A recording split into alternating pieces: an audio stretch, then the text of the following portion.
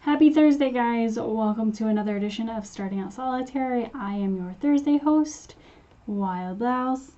So today we're going to talk about a phrase which I absolutely adore, and I'm going to try to keep this on topic. The phrase is as above, so below. And what does that mean to us? So a little bit of history. I really find the historical context of things highly fascinating. And so I was doing some research about the phrase, and I can't really find a specific time when it comes into actual being. The closest etymology I can come up with as far as where as above, so below came is the concept first laid out by the emerald tablets of Hermes Trismegisto, which roughly translates to that which is below corresponds to that which is above, and that which is above corresponds to that which is below, to accomplish the miracles of the one thing. Now, as with everything taken out of context, I don't really know what contextually that's talking about, and I can't find the entire passage for it. So we're just going to run with my personal feelings about this. I find that most things in our natural world mirror each other. The cycles of the animals mirror the cycle of the plants, which is directly related to the sun and the moon, which have their own cycles, so on and so forth. So I generally, we'll do this in a smaller version. So I kind of take this as two ways. The bigger picture being that which happens on earth happens celestially, like the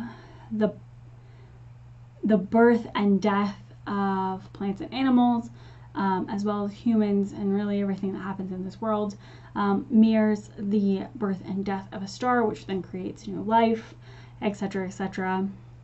And chaos within our world is mirrored by galaxies hitting each other.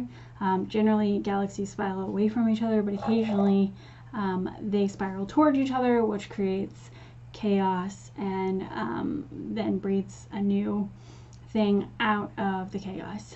So for me, as above, so below also translates on a God plane. Side note, I believe that having humanistic gods is a byproduct of our own box. We can't conceptualize something we don't understand. And so I feel like as far as gods go, we create human-like gods because that's all that our brain can fathom. So anyways, on the God plane, I feel like we generally honor gods in a way that we would wish to be honored as human beings. Should it be reversed, if that makes sense? And so I generally feel like everything kind of has that balanced duopoly. The other way that I tend to view as above, so below is on a plane, the light and the dark. As is the light, so is the dark. And vice versa, whether that's heaven and hell. As there is a ruler of heaven, there is a ruler of hell in a Judaic-Christian sense of point of view.